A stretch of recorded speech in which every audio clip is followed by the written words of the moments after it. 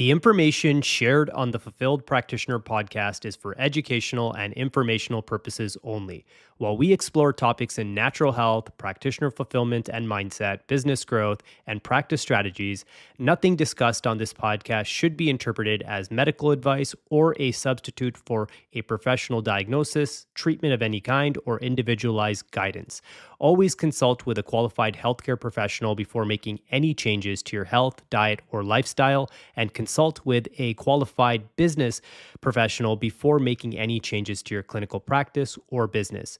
The views and opinions expressed by the host and any guests are their own and do not reflect the views of any affiliated organizations.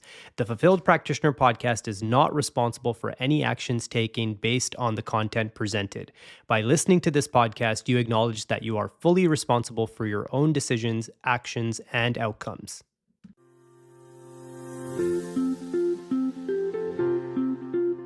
Hello, and welcome to the Fulfilled Practitioner podcast. I'm your host, Ricky Brar.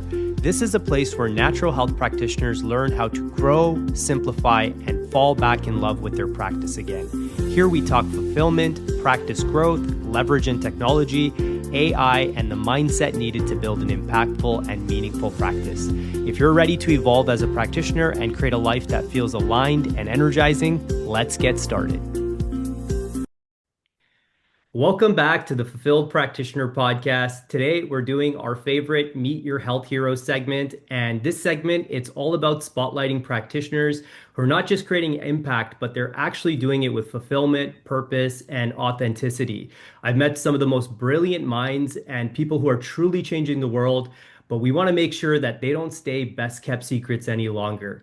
Today, I have a very special guest, someone I've got to know, it's probably been over a year now, and someone who I absolutely resonate with his values and all of the hard work he puts out there and the impact he makes on the world.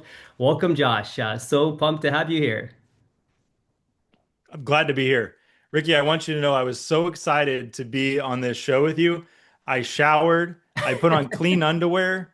So I hope that's really coming through that, I'm clean, I'm bathed. I try to Oh, take man. care of myself so I Well, could look good for your show. I can see it, I can smell it, and I'm sure the guests can as well. So that's awesome, brother. And to get started here, I'd love for you to tell the audience here who you are, what your name is, and what your area of expertise is. What do you do? Yeah, so my name is Joshua Sharp. I'm trained as a chiropractor. Um, so a lot of people from my old life know me as Doc Josh or Doc Sharp. That's what they call me a lot. But over the years, I have kind of transitioned a little bit to do more health coaching. I also have some training in a Canadian technique. So shout out to my friends up there in Canada. Called matrix repatterning. And so that was fun to learn about matrix repatterning. But I do an online group health coaching program right now. And I also host a podcast called Discover Health Podcast. And I have a YouTube channel as well called Discover Health with Joshua Sharp. So that's what I'm up to these days. Amazing. And that's why I was so pumped to have you here because you're already doing so much good for the world. And I know I was speaking to you earlier, and I do my best not to miss one of your episodes. They're always highly impactful episodes, and you have some of the most awesome guests. And I know you share a lot of personal stories and family stories as well. So what really drew you to this world? I know, like, similar to you, like origin as a chiropractor, but how did you come into this functional nutrition health coaching world? That's an interesting question. I think that I stumbled into chiropractic. I literally just stumbled into it. I always had kind of a passion for science. I really liked science. I really liked biology. My idea was to go to physical therapy school after undergrad. And while I was in undergrad at the University of Missouri, go Tigers, I met a guy that was going to chiropractic school and learned from him about chiropractic. I didn't even know what a chiropractor did. Um, and amazingly, I took some initiative, which at that time in my life was very rare, but I visited a chiropractor just to shadow him, see what he did. And I was amazed by what I saw. And after just seeing that and reading a book that he recommended, I completely changed my classes, went to chiropractic school. And while I was there, I mean, it was my goal to be like the best with my hands. I had my hands on as many students, working on them as I possibly could. My poor family suffered greatly during that time, so I apologize to them for their many injuries and many infirmities that they're dealing with, even still today, from bad adjustments and things while I was learning in chiropractic school. But after I got married, my wife, who I met in chiropractic school, I just started noticing that she was struggling significantly with her health. And so working with patients, you're getting decent results as a chiropractor, but you just really want to like, oh, gosh, I know I can do more for this person. And I know I need to learn more. And so that led me to nutrition. It led me to supplementation. But then at home, my wife, who's a chiropractor who knows, pretty much everything I know, is struggling and suffering. And so I'm trying to get better results for my patients, but also trying to learn like, okay, what can we do to help my wife? And so that's what really led me down the functional medicine, nutrition, supplementation world right there. Was trying to find ways to get better results in practice and chiropractic practice, but also get better results for my wife as well. Oh, wow. And that's why I love being able to interview practitioners like yourself. There's almost always a common theme that we were kind of forced into this world, right? So it's kind of the classical hero's journey. You think of Frodo, he never wanted to go to Mordor, right? Like that was something he was forced into. So it's very similar to us, but for good reason and good intention as well. And I know you've been very transparent and vulnerable, and you've shared a Ginger story on your own podcast. So if anybody wants to hear that full story, please check out the episode on Josh's podcast. So, as of today, going through that journey, like who is your ideal person you want to work with? Like, what is that top thing that you're looking for? Who do you love working with most? This is interesting. And this is another one of those things that I stumbled into. But in practice, I found myself so excited to be working with moms.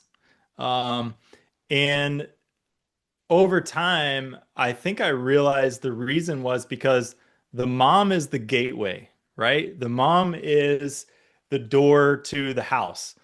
What food the family eats goes through the mom. What routine the family has goes through the mom. Where the family goes, how this family spends a lot of their time goes through the mom. And so if you want to impact an entire family and impact their health, then you got to go through mom. And so I would get so excited to see moms, especially with little kids walking in, just because I felt like I had such an opportunity to impact a bigger number of people, through the mom. But then also my wife and her story, and really when her health took a significant turn was right after she delivered our first. I mean, her health really just crashed, and she had such a passion for motherhood, such a passion for homeschooling, but unfortunately, she was struggling and just could barely function. And so I've developed a passion and kind of a niche, just trying to hone in on homeschool moms or stay-at-home moms because that's our story. That's what we went through. We kind of understand the struggles. We understand what can happen in a marriage, even going through the difficulties that she went through. And so that's who I really want to help and who I've got a passion to help is moms for a variety of reasons. Wow, that's amazing. I didn't know that about you. I didn't know like that was one of the areas you wanted to make a big impact, but it makes complete sense. And as you were speaking there, I was reflecting back to my own health journey, and I semi joke about it, although it's not a joking matter, is that I probably took years off my own mom's life with all the health stuff that I had going on. So and I know with my wife, she'll joke sometimes that she feels like a mom to me and my son. So that's a underappreciated, underserved group and one that needs help. So I absolutely love it. So if you're a mom listening, I'm sure you could already tell you'd be in great hands with Josh here. Now, this is called the Fulfilled Practitioner Podcast. So, question I make all practitioners answer and kind of put them on the spot is, what does being a fulfilled practitioner mean to you personally? It's an interesting question. And to be honest with you, for a very long time, I had one idea of what I thought would be fulfilling and one idea of um, what I thought would make me feel good. And my idea was I want to help as many people as I can. And in the community that I was in, it was a small rural community. There weren't a lot of options in terms of natural health within probably a 20-mile radius. And so in my mind, I thought, okay, the way that I'm going to have a big impact is to learn as many things as I can. So I want to be the best at adjusting. I want to learn about laser. I want to learn about decompression. I want to learn about nutrition. I want to learn about, all these different techniques so I can, anyone that walks in the door, I can help them. But what I found is my practice in terms of, um, the depth of change that I offered. It was a mile wide. There was a lot of different, variety of things that I did, but it was an inch deep. There just wasn't a lot of depth, and the impact I was having on each individual person, it just wasn't what I was going for.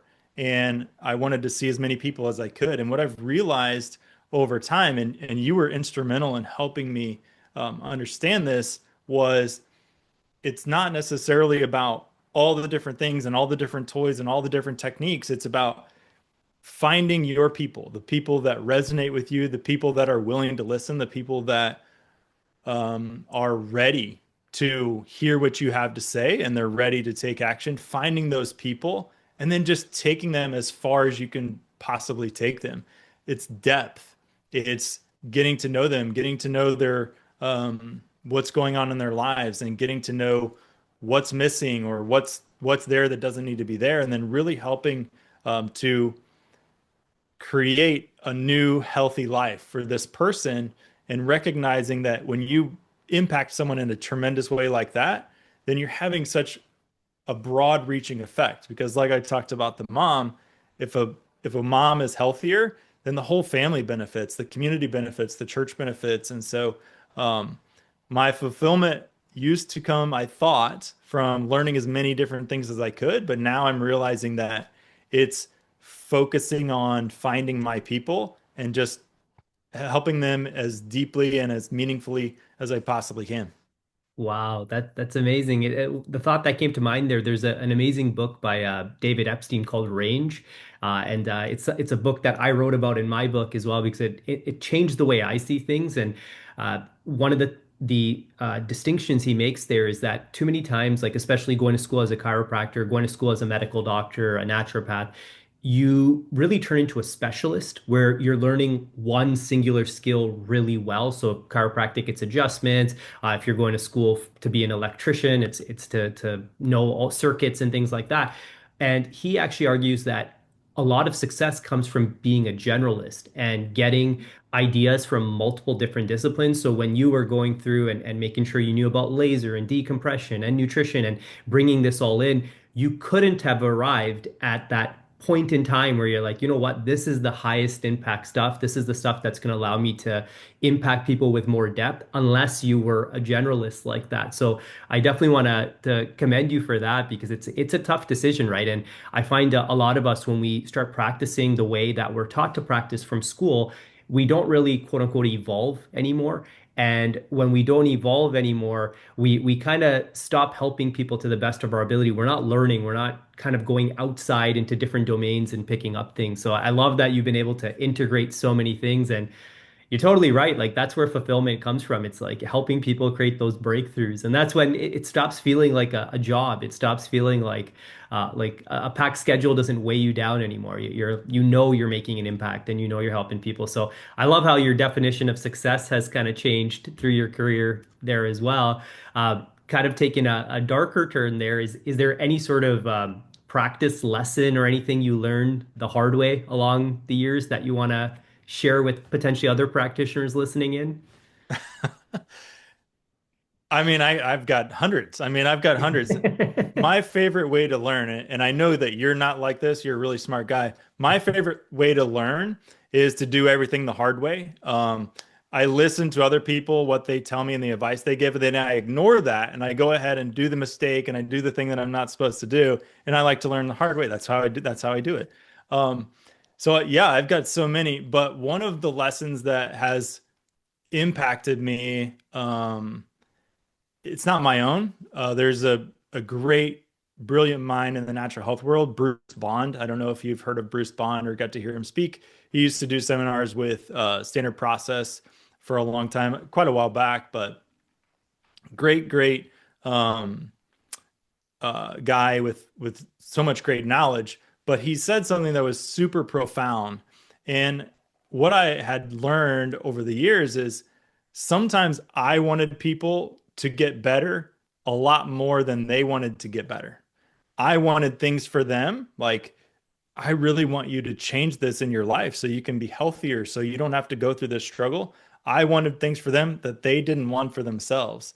And I spent a lot of time worrying about those people, trying to argue them into making changes and doing things in their life and trying to take care of them. And they didn't want that. And Bruce Bond had a saying, um, and it sticks in my mind. It just comes up every so often. And the saying is this: some will, some won't. So what? Someone's waiting. And Wow.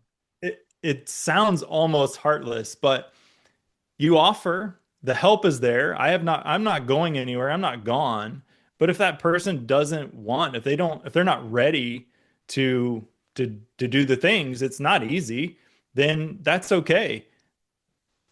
Let that go and focus on the people that want what you have, that are ready to listen, they're ready to change, and focus your energy, focus your time, and you're going to be more fulfilled as a result because this is rejection over here. You're trying to get unrejected, and then this is acceptance. And so much of our time is spent worrying about rejection and the few people that say negative things. We spend so much time worrying about that, or that bad review. You spend so much time worrying about that and not enough time focusing on the 99% of people that love what you do, and they're there to listen, and they're there hanging on your every word. And so those words ring out in my mind. Some will, some won't. So what? Someone's waiting, you know? I truly hope like practitioners listening, especially if you're new, like what Josh just said there is a decade to learn the hard way. So he just saved you a decade of time if you can work to adopt that mentality to an extent. And it's so funny because there's different ways to present the same mentality and same universal truth here. A mentor of mine taught me that you can throw somebody the life raft if they're drowning. You could throw them the lifesaver, but they have to be willing to hold on, right? So if they're not willing to hold on, there's nothing you can do to save that person. So again, like I know you said it, and I truly feel it. That's not a negative. That's not cutthroat. That's the reality of things, right? And I know the second thing you said there was a lot of us like it's interesting, and I think we don't really honor it enough is that no matter how good of a person you think you are, no matter how from the heart you are, there's going to be people out there that just don't like you and what you have to offer. And those are people that will never work with you. So it's really not worth it to dwell on that and keep ruminating on that and letting that get you down. Because if you really focus on all the people you have helped and can continue to help, that's where fulfillment is. That's where the excitement, the energy comes back. So I love that, brother. Thank you for sharing that. That's totally awesome. And I love like the one thing from getting to know you is I love the way you think, and I love how you learn things the hard way. Like the differences we have in personality there, it's amazing because I can see the value of those things that you do. So the question I have for you is like were you always wired like that? Like what was Dr. Joshua as a kid? That's a good question. I don't know the answer to that. Was I always wired like that? Yeah, I think I was pretty different. I marched to the beat of my own drum. I was always in my own head having dialogues and conversations, and just thinking through different possibilities and different outcomes, and just looking at the world from a philosophical perspective. I think was always there. I had the opportunity to go to my grandmother's 90th birthday um, just a month ago or so. And one of my former teachers from school was there. She was a neighbor of my grandmother. And so it was kind of neat to see her. I hadn't seen her in probably, oh gosh, 30, 30 years or something Wow. like that. Actually, maybe more.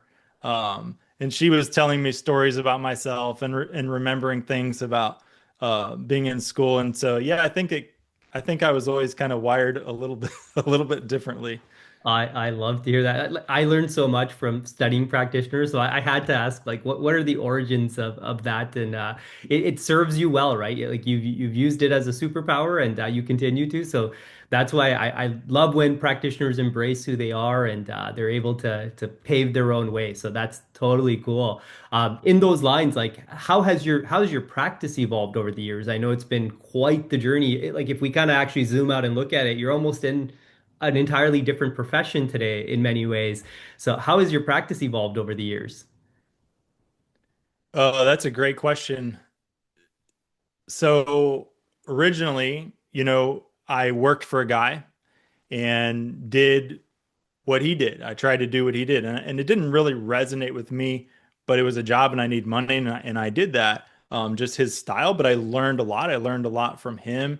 And then I had the opportunity to join my wife in practice in 2010. She had started a practice and literally made $0. It was every dollar that came in went right back out. It was zero profit the very first year. I joined her that second year without knowing how we were going to make our next house payment. And the Lord provided. I mean, it was just amazing to see that I was doing what I was called to do, and God provided for that. So I was so thankful for that. And worked as a chiropractor again, integrating nutrition and so many different modalities. And then at the same time, my wife and I felt called to move, to pick up our lives and move. And so we didn't know how that was going to happen. We didn't know um, how that could ever come about because we were so rooted in the community we're in. We had a large practice with several different practitioners. We had different modalities going. We had several employees. We had a large office um, there and a lot going on. We didn't know how we could ever leave that. And um, we just tried to be faithful to our calling. And I think I learned about doing online group health. Maybe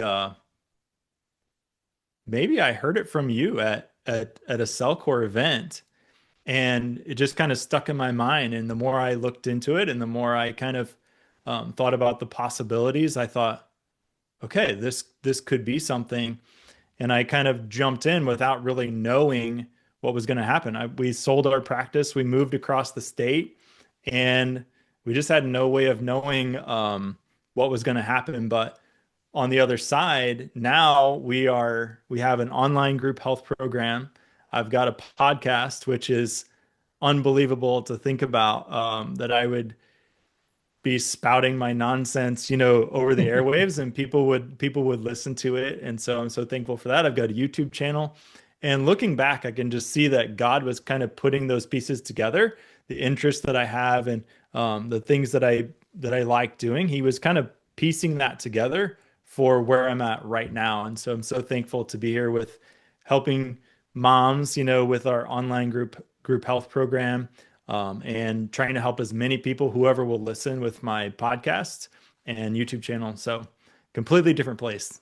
Amazing. Oh man, it's giving me like goosebumps because I know when I first met you, you didn't have the group set up, and now Nope. there's geographic freedom, and your podcast is picking up steam. I know we've had conversations about all of the opportunities and different guests that want to be on your podcast now, and I know you also have the online community program. So I'd love to ask you a little bit more about that. How are you incorporating community and group healing into your practice today?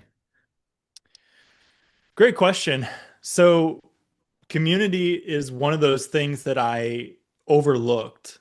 And in any type of health school, you're taught privacy, patient privacy. People need to be in a closed off room and nobody hears what's going on. And, you keep everything secret and everything private.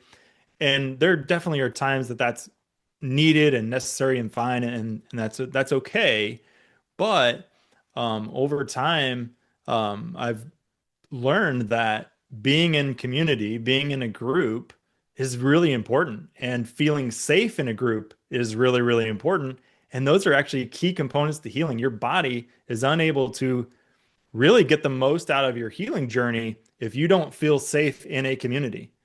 And that's a really interesting thing to think about. There's a good book out there called The Community Cure, and they kind of go through some of the ideas behind that. I think there's a research study from Cleveland Clinic where they talk about they have two groups of people doing the exact same protocol, but the people that are working one-on-one with a practitioner did not get as good of results as the people that were doing it in a group. But finding that group of people that's going through the same thing that you're going through and being able to, bounce ideas back and forth and, oh yeah, I struggle with this and here's what I did, or oh yeah, I had that question too. Thanks for asking that. You can learn so much more from being in a community. So it's been it's been really eye-opening for me, and it's been a learning journey, honestly, to learn the best way to try to get people talking and get people engaged, to try to keep people engaged between our weekly meetings that we have. It's I'm learning, and I'm trying to incorporate more things all the time. Amazing. It's so needed. And if we really reflect back, like there's kind of there's the world before the pandemic and there's the world after the pandemic. That's kind of how I see it. It's a line in the sand. The world is different today. Like energy feels different. Oh Time yeah. feels a lot different to me. And I know some people might think that's a little woo-woo out there, but I look back and I'm like 2020 to now, like end of 2025, it's just been like snap of a finger in many ways. And the one thing that happened during that time is a lot of in-person one-on-ones. At the very least, you would have this in-person connection. And we're taught this in chiropractic school is that it's one of the only professions where there's this like in-person, hands on the person, and there's this exchange of positive energy there as well. And that completely got shifted when virtual consults became a thing. So at the very least, if you're someone who does a completely virtual practice, if you can incorporate community at the same time and have people there, that really it makes up for that missing energy that wasn't there in the one-on-one side. So I'm so glad that you're doing that, and I love your program name as well. It's one of my favorites ever. I would say it's a Gut Reset Odyssey if I'm remembering correctly, right? Gut Rescue Odyssey. Gut Rescue Odyssey. There we go. Yeah. Yeah. That's totally awesome. So it looks like things are shifting, and I'm glad that you're able to play that role. And I know things are continuing to shift. So right now we're in 2025. By 2030, I'm sure we'll be having a different conversation and into different things. Just I know me and you are both we like a lot of the tech stuff. We like a lot of the AI stuff coming out and that side of things. Do you see any trends that you're following really closely right now that are kind of changing the way that we look at healthcare and how we look at helping people overall?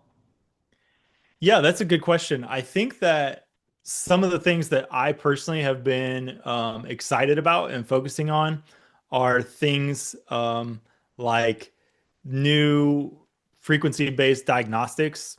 There's different machines, different types of equipment out there that can, scan your body and kind of give you an idea energetically based on how your body responds to different frequencies, what could be wrong, what microbes you might have, what parasites you might have, what organs or organ systems might be affected.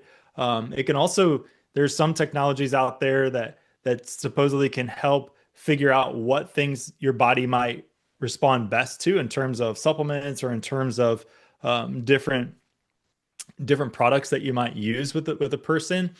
I'm really excited about different types of light therapy in terms of um, providing all different sorts of benefits from speeding up healing, from heat shock protein. I mean, there's so many different types of light therapy that's coming out, and more is coming out all of the time. Um, and I think it's exciting. I'm really interested to see where some of this technology goes. Um, but I really am interested to see who's steering the wheel, like who's driving it. And I'm afraid of the direction things could go. But I'm also excited for the possibility. And what I mean by that is, I think so often we get excited about new shiny diagnostics and learning like, oh, ooh, this person has a bug or this person has, this parasite. And that's great and that's fine to know. Um, but if you lose sight of the terrain, which in my opinion is way more important than, the organism or microorganism that's going on with the person, if you lose sight of the terrain and you focus solely on the microbe, I think you're missing the point and you're going to be floundering probably. But if you can use this exciting technology to help you figure out where the terrain needs to be strengthened and where the terrain needs to be addressed and in the best ways and the best ways that you can improve the body and improve the body's ability to heal itself, I think you're always going to find success. And I think that's why over time there's been tremendous success with all different types of techniques out there. Everything from, there was people out there, using magnets, you know, well over 100 years ago, and they weren't doing it because they were charlatans. They had results. Otherwise, they wouldn't have been, people wouldn't have been coming. It's just interesting to see how technology develops, but focusing on the terrain, in my opinion, is where you're always going to get the biggest bang for your effort. I'm just excited for the possibilities of learning about the terrain, maybe in new ways. I love that. And I feel like I've been saying it for years as well as like where we are right now in natural healthcare, especially is we're still just at the tip of the iceberg. And like even when we say the word microbiome, when we talk about the terrain of the body, what we know about it at this given moment in time, it's still like what's a good analogy? Like the Amazon rainforest, right? We've only explored a fraction of it, and I think the gut is the exact same thing. And there's new stuff coming out every single day, and then there's often full circle moments where we thought one thing was good, but it's not as good as we thought it was. And as well as like diagnostics and things like that, there's been what dozens of stool tests that have come and gone and that are initially all the rage. And then people kind of like just brush them under the rug. And then there's a new shiny object. So you do have to be careful as well. So I love that you take a cautionary approach there, but I'm excited as well. Like we're headed for the golden age in many ways to so many things like from a terrain perspective, but there's going to be a lot of fluff out there as well that we have to navigate. So that's awesome. So again, this is the Fulfilled Practitioner podcast. So I know one of the things that we all want to hear from other practitioners is how they maintain their sense of energy, their sense of peace, their sense of fulfillment along the way. So in your daily flow, in with your daily habits, is there any routines or habits that you do consistently that keep you grounded and clear? Yeah, absolutely. So naturally, I'm not a routine type of person. I'm kind of more like easily distracted and, go off and, you know, wander off type of a person. But I found that I do much better with a routine.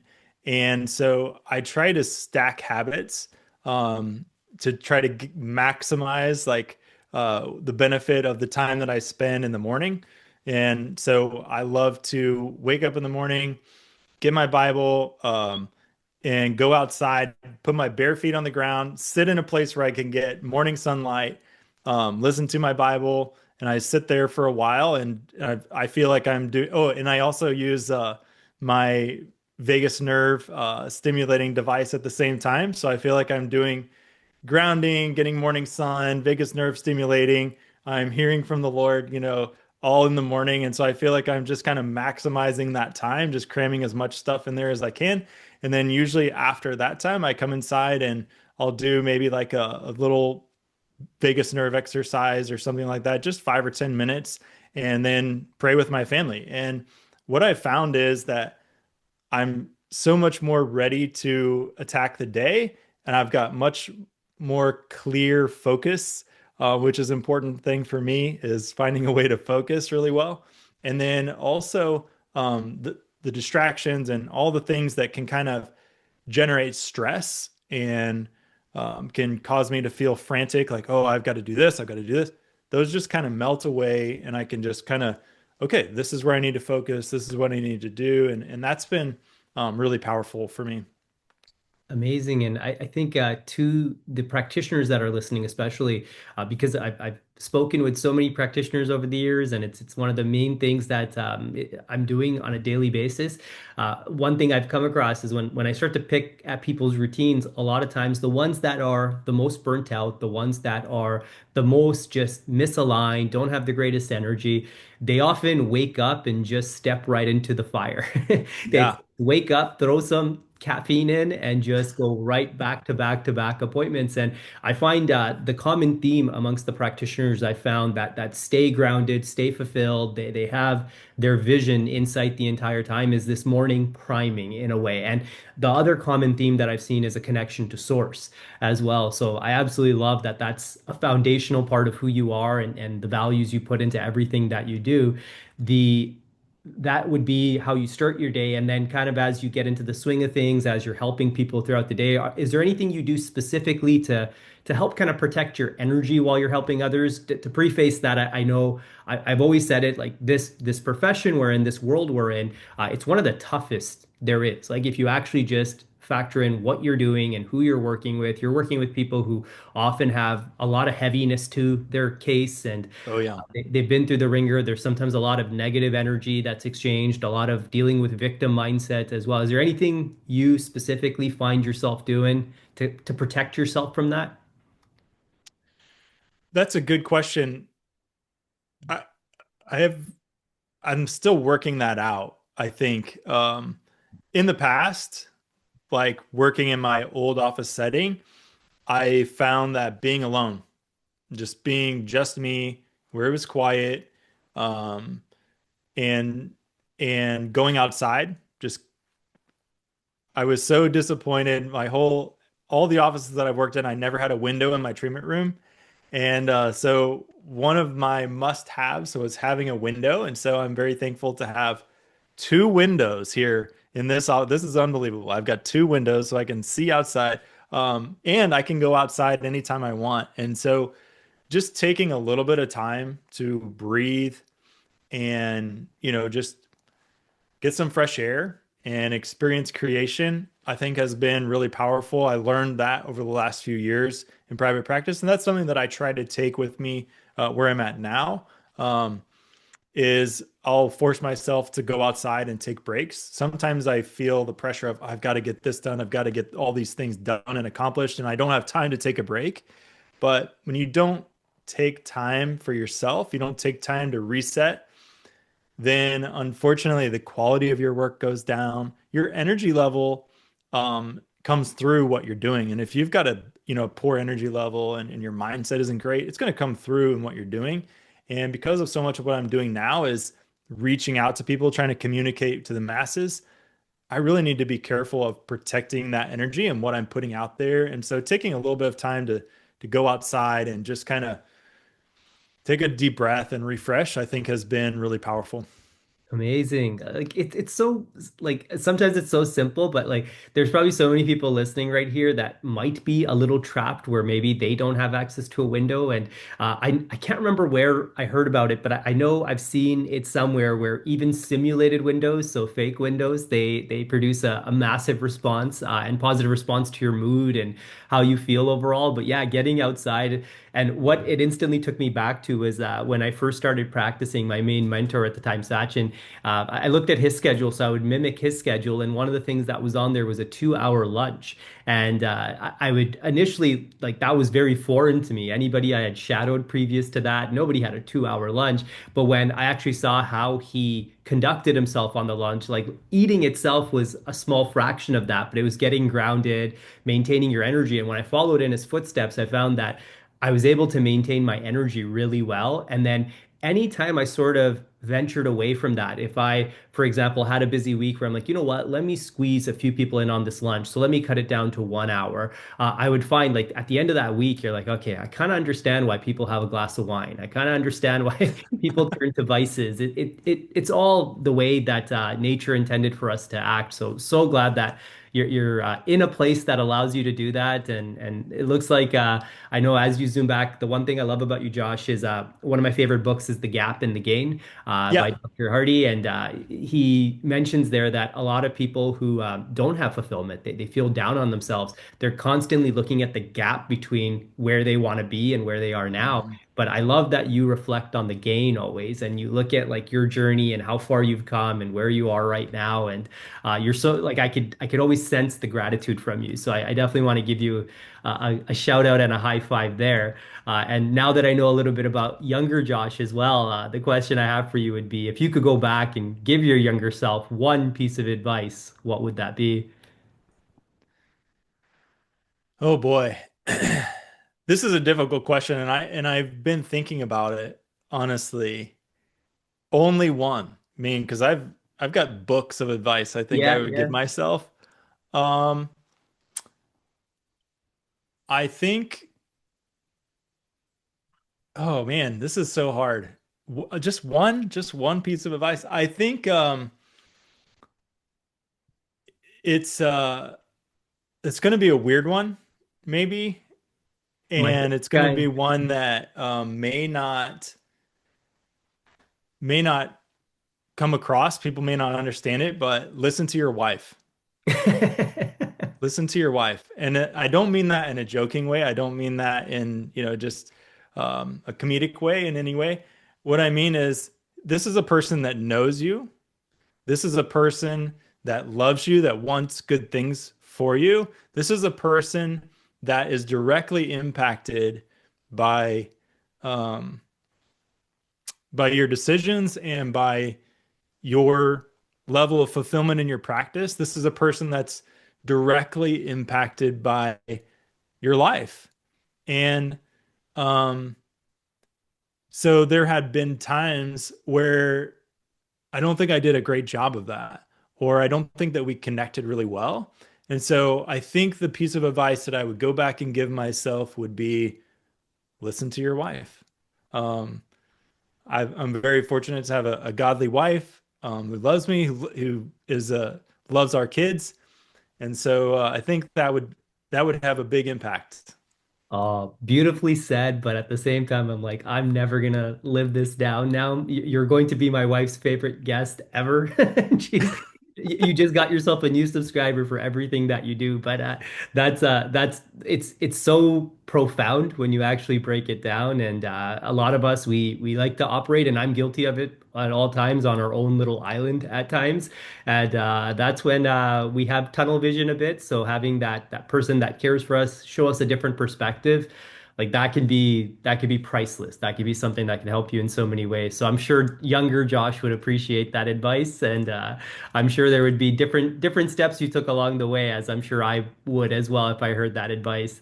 Uh, so what's next for you? Well, what's kind of lighting you up right now? To be honest with you, I've just been so excited to do this podcast. It's something that, looking back, that I feel like has always been an interest in my life. I mean, not podcasting because I don't know that podcasting was a thing, but radio and just being like on air.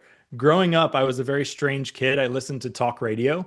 Um, I listened to Rush Limbaugh. I listened to sports talk radio, even as a kid. So very interesting. I listened to AM radio for most of my life. I've listened to AM radio, and so it was very, very strange. Um, but I realize now that I think that was kind of God preparing me for what I do. It's something that I have enjoyed, and so I love getting to know practitioners. I love learning about what they're doing. I love learning things that they've learned, and I really hope that when I'm interviewing these people these guests that I have on, I really hope that my wonder and my love for learning comes through in a way that other people enjoy learning about these people and these amazing things that they're doing and the amazing ways that they're helping people and the amazing ways that they're changing the world. And so I'm excited just for the possibility of the podcast, YouTube channel, where it could go and the impact that it might be able to have for the poor individuals that come across it and have to listen to it. I apologize for some of the bad jokes that I have. Some of them I'm not sorry for, but some of them I apologize for. But I'm just excited about that and the possibilities and where that could go. And we'll just see what the Lord has. Amazing. And I highly, highly recommend to anyone listening, check out Dr. Josh's podcast. It's one of my favorites, and I'm a subscriber since I hopefully can say since day one or around that time. And it's been a fun one to listen to, and the different stories that you hear from different people you interview. And you're a master at the art. So I totally agree with you that I feel you've been well prepared. There's been a reason that you were attracted to AM radio at a young age. And full admission, I used to listen to AM sports talk all the time. In high school, I think is when I started as well. So it's a lost art form that's making a comeback. It's just kind of changed the medium we listen to it through. So that's amazing. So I'd love for any listeners. I know you mentioned it a little bit earlier, but I'd love for you to kind of direct us to where we can learn more about you, your program, and also your podcast. Yeah, I'll share the information with you. It's ridiculous. I had to look it up myself because I can't remember. I literally cannot remember my Instagram, what is it called, handle or screen name. I can't remember these things. So I had to actually look it up. But I have an Instagram page. It's at Discover Health FM for foundational medicine on Instagram. Our website is www.discoverhealthfm.com. And then our YouTube channel is Discover Health, or I think it's Joshua Sharp Discover Health, or Discover Health with Joshua Sharp on YouTube. So that's where I'm putting out most of my stuff right now. Awesome, awesome. And I'll link all that in the show notes as well. But from right from the heart, thank you so much today for doing this. I've been looking forward to this for a while, and I've been honored to see your growth and your journey and all the amazing things you're accomplishing. And I know you're still just scratching the tip of the iceberg. You're going to make a huge difference in the world, and I'm wishing you the most success with your endeavors. Well, thanks for having me on, and it's always nice to meet my one listener that I have, the only listener, uh, my one download a week. It's always nice to meet you face to face. Well, you'll have two now. My wife will join for sure.